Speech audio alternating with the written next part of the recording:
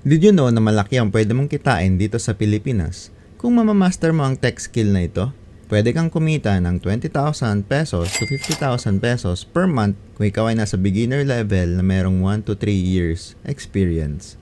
O kaya naman ay 50,000 pesos to 80,000 pesos per month kung ikaw ay nasa mid-level na merong 4 to 8 years of experience. O kaya naman ay 80,000 pesos to 100,000 pesos plus per month kung ikaw ay nasa senior level na meron ng 8 plus years experience.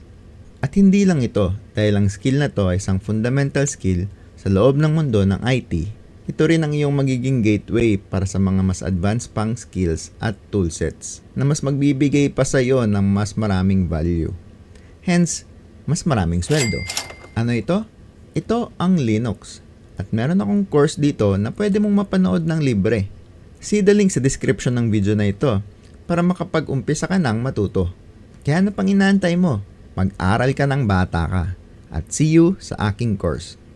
Bye!